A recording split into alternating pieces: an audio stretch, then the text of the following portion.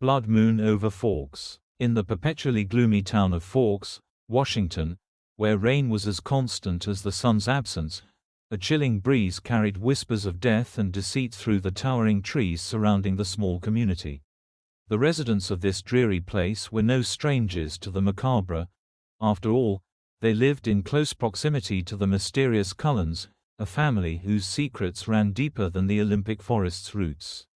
Detective Bella Swan had called Forks her home for just over a year now, transferred from sunny Phoenix to escape an unsettling past.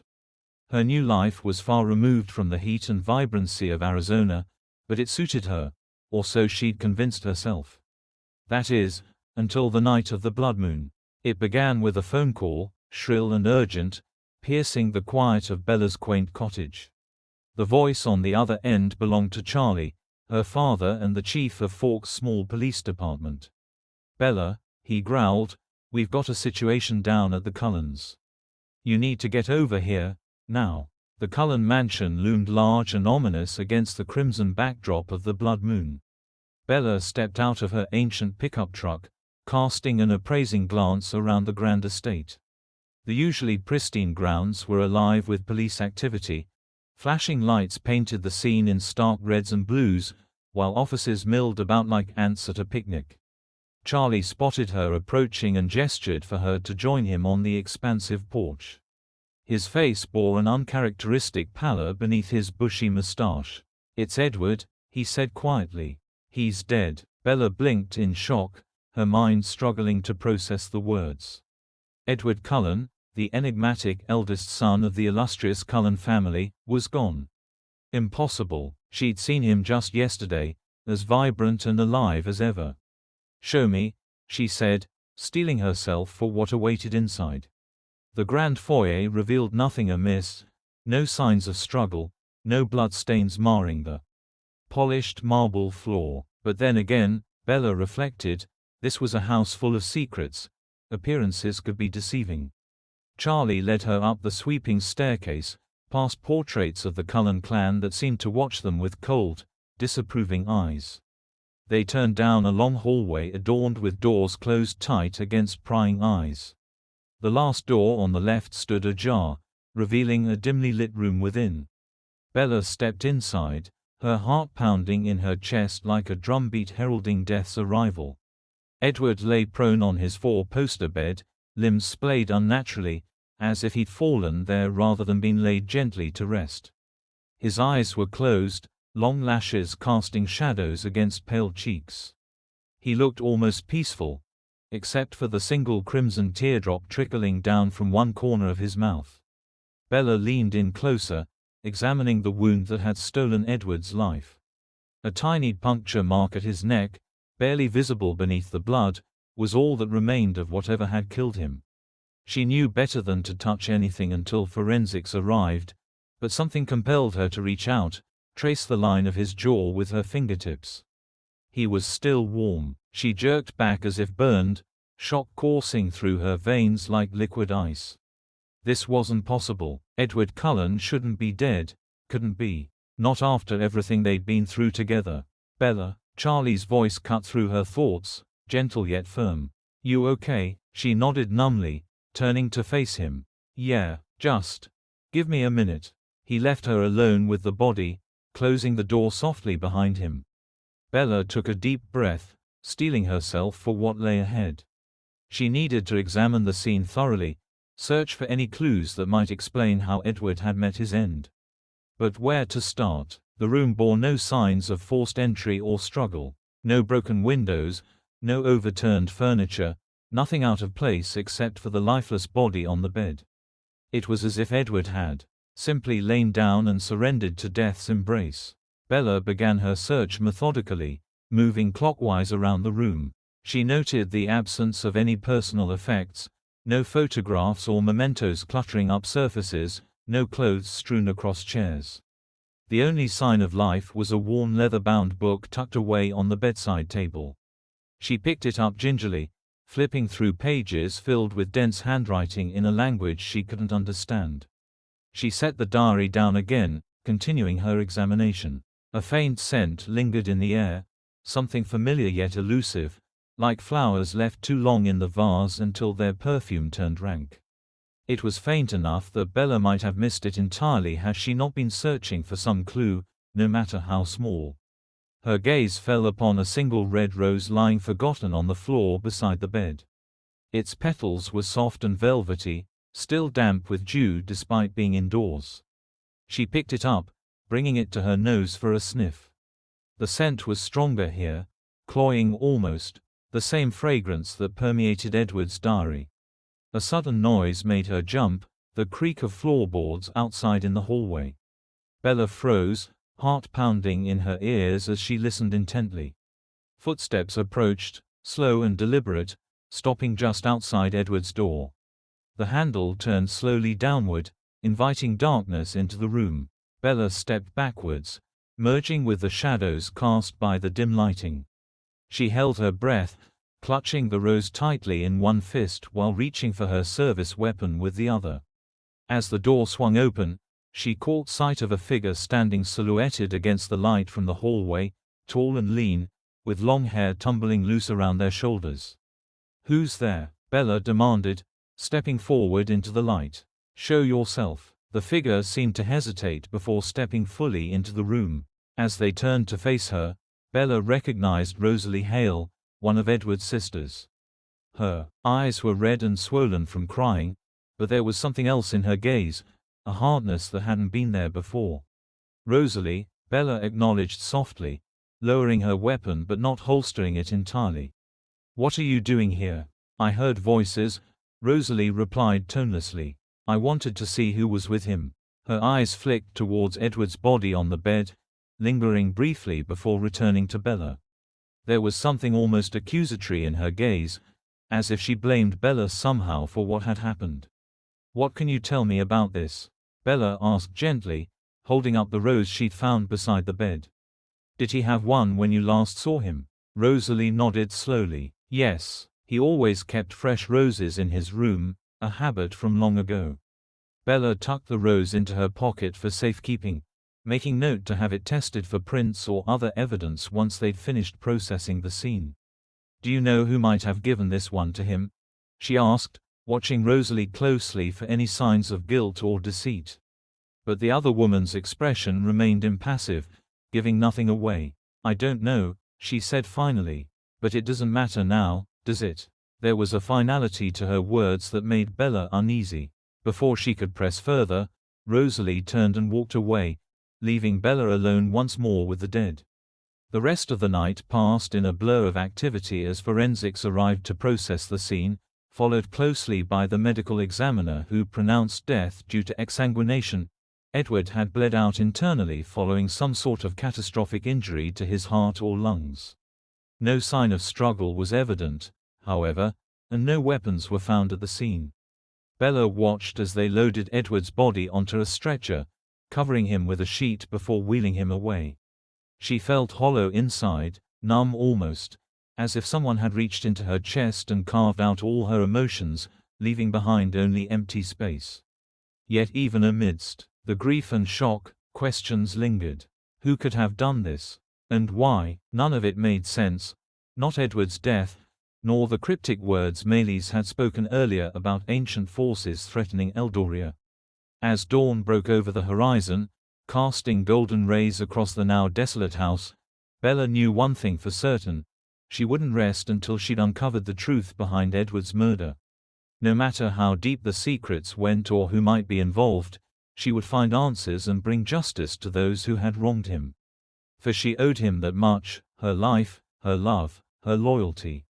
And Bella Swan never backed down from a challenge, no matter how daunting it might seem. Over the following days, Bella threw herself into the investigation with single-minded intensity. She interviewed each member of the Cullen family in turn, searching for any clues that might point to motive or opportunity. Carlisle and Esme were devastated by their son's death, barely able to speak coherently about what had happened. Alice appeared genuinely shocked and confused by the news, claiming she'd seen no vision warning her of Edward's impending demise. But it was Rosalie who proved most difficult to pin down. She seemed almost indifferent to Edward's murder, responding to Bella's questions with curt answers that revealed nothing new. When pressed further, Rosalie simply shrugged. "I don't know what else you expect me to say," she snapped finally. "Edward is dead, and there's nothing any of us can do about it now." Bella bristled at the other woman's attitude but refused to let it deter her. She knew better than most how grief could manifest in unexpected ways, sometimes masquerading as anger or denial. As she delved deeper into Edward's past, Bella discovered that he'd once been involved with a woman named Isabella Mason, herself now married to the powerful werewolf Alpha, Jacob Black. The two had dated briefly before Edward abandoned Forks without explanation, leaving behind heartbreak and unanswered questions. Could there be some connection between this old flame and Edward's murder? Bella wondered, making note to speak with Isabella as soon as possible. But first, she needed to pay a visit to another key player in the drama surrounding the Cullens, Aro Volturi, ruler of the vampire covens throughout Europe. Bella had encountered Aro once before, during her brief sojourn among the immortal denizens of Volterra. She remembered him well, his piercing gaze that seemed capable of seeing into one's very soul, and his ability to manipulate emotions like a puppet master controlling marionettes. If anyone knew anything about ancient forces threatening Eldoria, it would be Aro. The journey from Forks to Volterra took Bella through rain-soaked forests and across the churning Atlantic Ocean before depositing her in the heart of Italy's Tuscany region. She arrived at the Volturi Palace just as twilight was falling, casting long shadows across the cobblestone streets. Aro received her in his private chambers, where he sat ensconced upon a throne-like chair upholstered in rich crimson velvet. His eyes gleamed with interest as Bella approached, appraising her with that same unnerving intensity she remembered from their first meeting. "Bella Swan," Aro greeted her warmly, rising to take her hand in his own cool grasp. "It has been too long since last we met." "I'm here on official business, Your Majesty," Bella stated, releasing herself gently from his touch. She produced a photograph of Edward from her pocket and handed it to Aro. "I need to know if you've heard anything about this man's death." Aro took the photo, examining it closely before sighing softly. "Ah, young Edward Cullen," he murmured. "Such a tragic loss for his family, and for our world." He looked up at Bella, his gaze haunted by some distant memory. "I knew him well once, you know. He was like a son to me." Something in the vampire's tone gave Bella pause. She hesitated, before asking, "Do you think there might be a connection between Edward's death and recent threats against Eldoria?" Aro considered this for several moments before shaking his head slowly. "I cannot say with certainty," he admitted finally, "but I will make inquiries among my contacts and see what information can be uncovered." Bella thanked him, tucking the photo back into her pocket as she prepared to leave. But Aro stopped her, placing a hand on her arm. "Be careful, child," he warned softly. "There are those who would seek to use Edward's death for their own gain, or worse, who might be responsible themselves." His words sent a shiver down Bella's spine, but she nodded resolutely. "I won't rest until I've found the truth," she vowed. Back in Forks, Bella threw herself into her work with renewed vigor, determined to unravel the mystery surrounding Edward's murder once and for all. She began by revisiting each member of the Cullen family, pressing them again about their whereabouts on the night of Edward's death and whether they'd noticed anything unusual leading up to it. Carlyle proved more forthcoming this time around, revealing that he'd recently received threats against his family from an unknown assailant. The letters were filled with vitriolic rhetoric accusing the Cullens of meddling in ancient vampire affairs which Carlyle claimed no knowledge of whatsoever. Bella took possession of the correspondence, examining them carefully for any clues as to their origin. They bore no return address or postmark, and the handwriting appeared deliberately disguised. However, there was one detail that caught Bella's eye: a small red crescent moon stamped onto each envelope's flap. She knew instantly what it meant. These were markings of the Volturi Guard, those loyal warriors who protected Aro's coven at all costs. But why would they send such threatening missives? And how did Edward factor into this? Bella decided to pay another visit to Aro in Italy, hoping he might shed some light on these new developments. However, upon arriving at the Volturi palace, she found herself stonewalled by the Vampire King's suddenly unavailable schedule. Undeterred, Bella set out instead for Volterra's dark underbelly, seeking information from those who knew its secrets best, the vampires themselves. She frequented the city's most notorious blood dens and shadowy alleyways, questioning every immortal she encountered about the red crescent moon symbol and any knowledge they had of threats against the Cullens.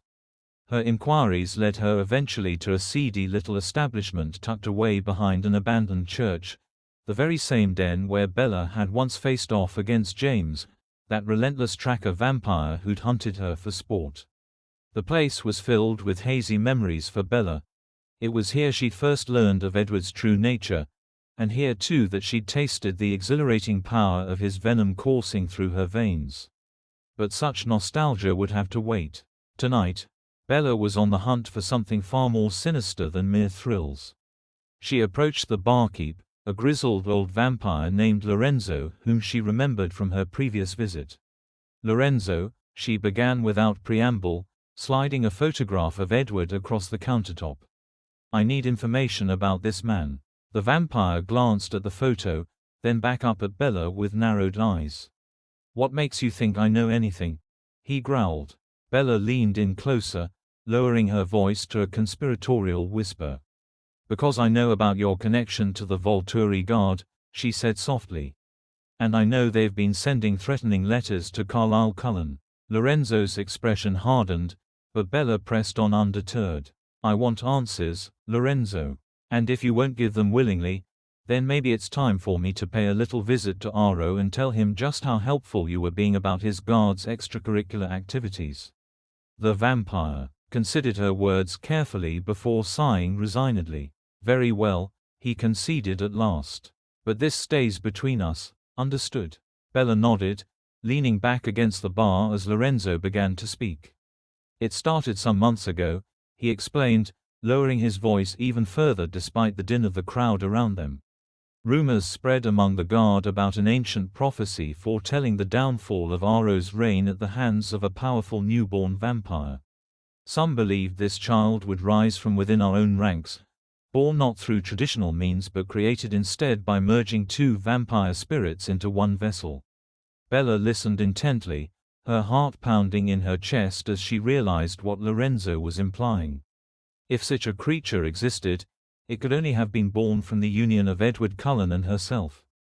The guard grew restless, Lorenzo continued, fearing this new vampire would pose a threat to Aro's power, or worse, steal it outright. They began sending letters to Carlisle, blaming him for harboring such an abomination beneath his roof. "But that doesn't explain how Edward ended up dead," Bella pointed out.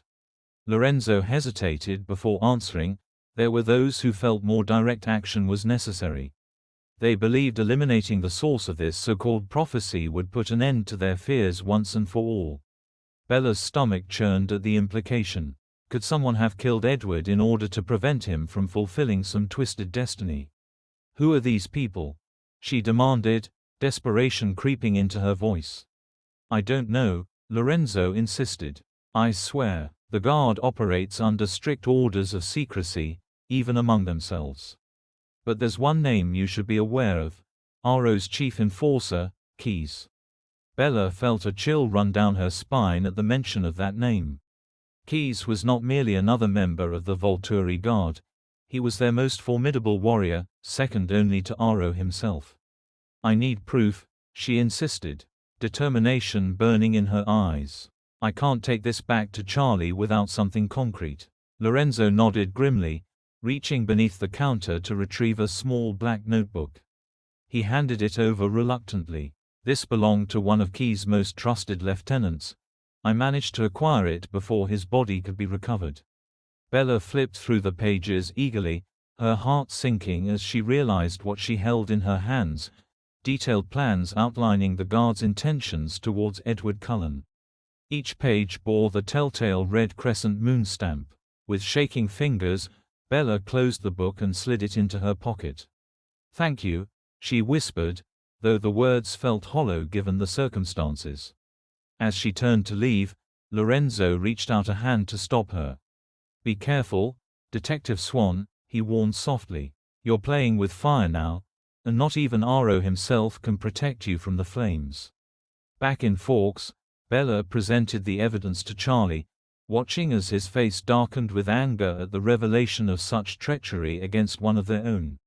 He immediately issued an arrest warrant for Keyes, ordering every available officer to comb through records and past encounters with the Cullen family in search of any connection between them and Aro's enforcer. Days turned into weeks, yet still there was no sign of Keyes or any members of the Volturi guard. It seemed they'd simply vanished into thin air, leaving behind only empty threats and shattered dreams. Then, one crisp autumn morning, Bella received a call from an unknown number. The voice on the other end belonged to Alice Cullen, Edward's younger sister, though how she'd obtained Bella's personal cell phone number was anyone's guess. "Bella," she said breathlessly, "I've seen something. Something terrible. You need to come here, now." Alice led Bella upstairs to her room, where they sat side by side on the plush carpeting before a crackling fireplace. The younger vampire took Bella's hands in hers, closing her eyes as she concentrated on whatever visions lay ahead. When finally Alice spoke again, her words sent chills down Bella's spine. "Edward is alive." Bella stared at her in disbelief, hardly daring to hope such news could be true. Yet there it was, confirmation from the seer herself that somehow, against all odds, Edward Cullen still drew breath. Alice continued, "But he won't remain so for long unless we intervene. Keyes has taken him captive, intent on using him as leverage against Aro."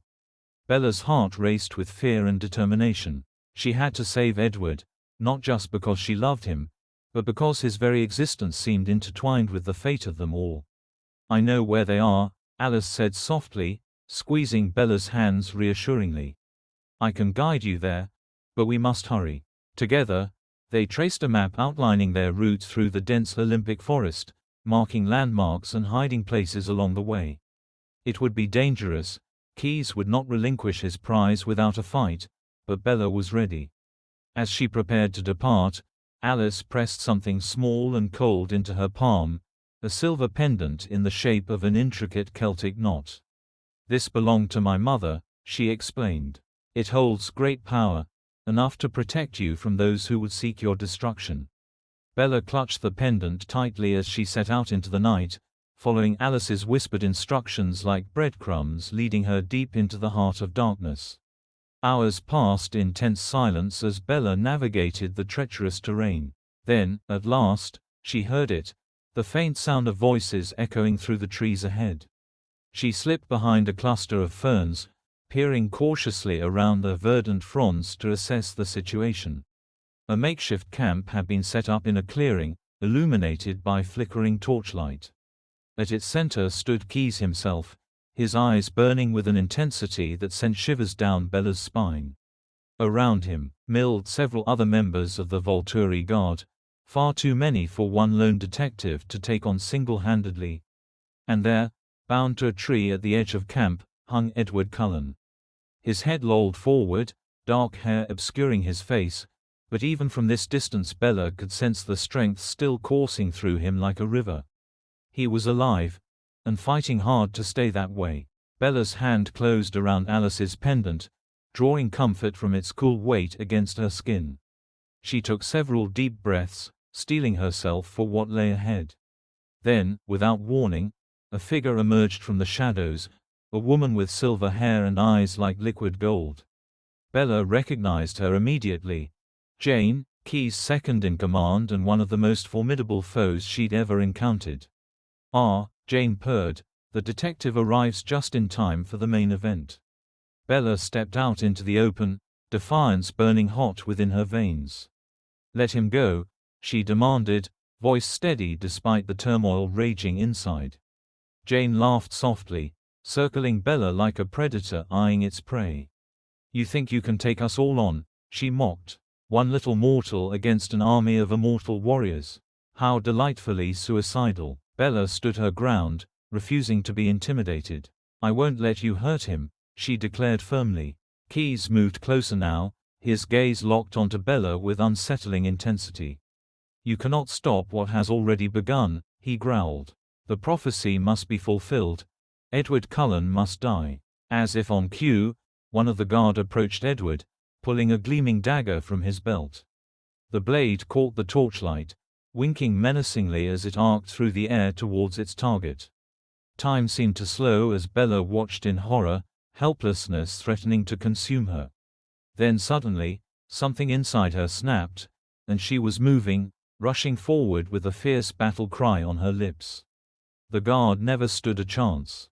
Before he could strike the killing blow, Bella had thrown herself between him, taking the brunt of the blade's force against her own body. Warmth blossomed beneath her ribs, seeping outwards as dark blood soaked through her shirt. Edward's eyes flew open wide with shock and pain, not his own, but hers. Their gazes met for a brief, eternal moment before everything went black. When Bella came to again, she found herself lying on the cold earth, surrounded by chaos. The guard was in disarray, their ranks broken by some unseen force. Overhead, the blood moon seemed to pulse with renewed energy, casting an eerie glow over the scene below. Keyes loomed above her, his face contorted with rage and confusion. "How?" he snarled, reaching out to grasp Bella's throat, only for his hand to pass through empty air as if she were no more substantial than smoke. She rose slowly, defiantly, until she stood tall before him once more. Behind Keyes, Edward stared at her in disbelief, bound no longer but still held captive by unseen chains. "You cannot harm me," Bella declared softly. "Not now. Not ever again." Keyes roared, lunging for her with claws bared, only to be thrown back by an invisible barrier that seemed to hum with power. The ground trembled beneath their feet as the blood moon above began to fade, its crimson light giving way to the first tentative rays of dawn. And then, as suddenly as it had begun, everything stopped. The guard retreated, melting into the shadows like wraiths at sunrise. Keyes stumbled backwards, his form blurring until he too vanished without a trace. Silence reigned supreme for several long moments before Edward stepped forward, breaking free from whatever hold had kept him captive. He reached out tentatively towards Bella, as if expecting her to disappear at any moment. "Bella," he whispered, voice barely audible above the pounding of her own heart. How did you?" She smiled softly up at him, tears glistening in her eyes. "I don't know," she admitted. "But I think it has something to do with this." She held out Alice's pendant for him to see. Edward's gaze flicked downwards, recognition flashing across his features. "Alice gave you that?" he asked, incredulous. Bella nodded. "She said it would protect me. But I never thought." Their eyes met again, understanding passing silently between them. Somehow, some way, Alice had known what was coming, and she'd equipped Bella with the means to survive it. "Come," Edward said finally, taking her hand in his own. "Let's get you inside, where it's warm." As they made their way back towards the house, Bella couldn't shake the feeling that something had changed irrevocably between them. The bond forged in blood and defiance felt stronger than ever before, unbreakable, eternal. But for now, all that mattered was that they were together, safe beneath the watchful eye of the fading blood moon. Whatever tomorrow brought, Bella knew she could face it head-on, as long as Edward stood beside her. And so, under the watchful gaze of Fawkes' eternally gloomy sky, Detective Bella Swan claimed her place among the Cullens, not as a victim, but as a warrior queen born beneath the blood moon.